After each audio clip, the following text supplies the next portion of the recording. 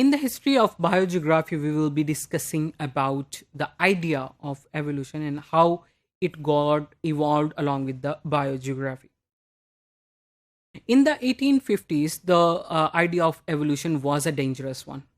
As we can see that even today, there are a lot of creationists or a lot of evolution deniers are present as well.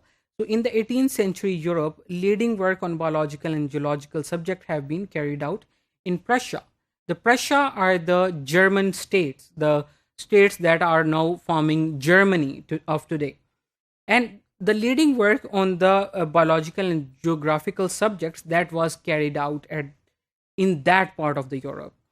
And the French Revolution of 1789 led to a flowering of French science, and there was increase in the French science interest, and the power of church was broken. So as the power of church was broken, it was much more open to discuss the evolution or the origin of organisms in a non-religious way, in a more scientific and open way in the after 1789 France.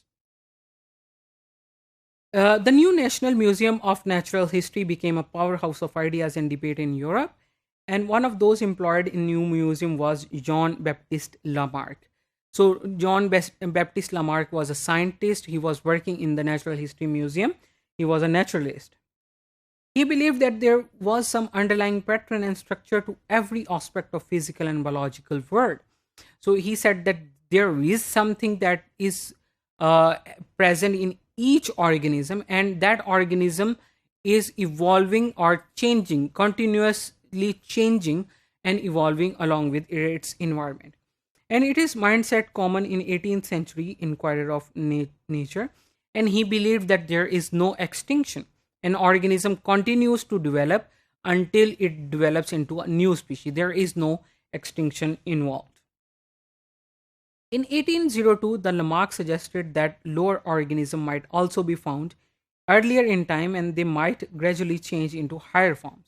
So he said that if we see some fossils, those fossil organisms will develop gradually in time into the organisms that we find today. And due to an inherent tendency of life to improve itself, as the life is improving itself, those ancient organisms will develop into the newer and more advanced organisms of today. And there comes another scientist whose name was George Cuvier. The science of comparative anatomy was founded by this scientist, and he used his new branch of science to prove that such great fossil mammals belong to quite different species from those of today and were extinct. For example, he discussed about the mammoths, the woolly mammoths, and he said that the fossils of woolly mammoths are showing that these are completely different species of the elephants of today.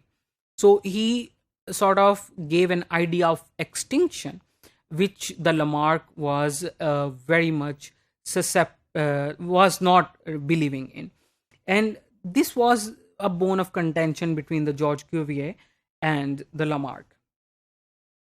So to Cuvier and Lamarck's theory of continual transformation was deeply unacceptable because it doesn't give any evidence for the extinction. And when he was discussing about his idea that how organisms have developed, he said that instead of just giving an alternative point of view, he solely and rejected evolution. So throwing out the baby of evolution with the bathwater of extinction.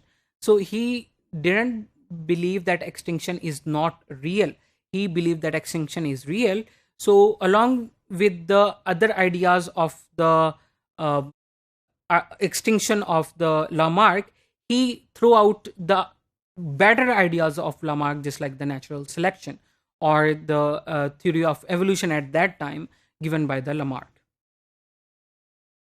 So, and then there was another scientist whose name was Geoffroy Saint Hilaire, and he gave his work during 1818 to 1828, and he suggested that evolutionary homologies and link between such widely different animals such as fish and cephalopod. So he gave some ideas that how the evolutionary homologies are different, giving a link between the widely different animals such as fish and cephalopod. And evolutionary record vindicated the Cuvier. So the ideas of extinction, they were vindicated, they were present, and they were established. And the Cuvier was a firm believer in it. And this, due to this reason, the Cuvier continued his vicious attacking on the Lamarck. And the evolution was not a very pretty shape at then. The case of evolution was further damaged in 1844.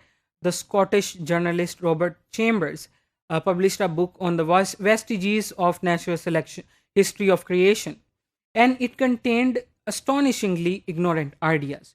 So at that time, you see that there are different people publishing different theories, and in one of his theories that the arthropod, the exoskeleton of the arthropod have been developed from the other animals. And this was very much ridiculous, and this further unpopularized the theory of evolution. The Robert Jameson, he translated the Cuvier's ideas into English in 1813, and he suggested that Cuvier's the continent-wide catastrophes as the biblical flood. So he said that the Cuvier, the ideas of Cuvier, that how the different there were catastrophes in the Earth's history. He said that these were biblical floods, but the Cuviers accepted that science and religion should not be interfering in each other's affair. So again, this was the Cuvier was a French scientist.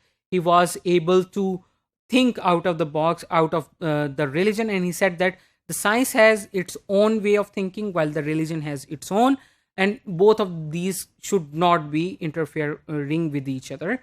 And he said that the biblical floods are different from the natural catastrophes that we see in the Earth's history, and he was right.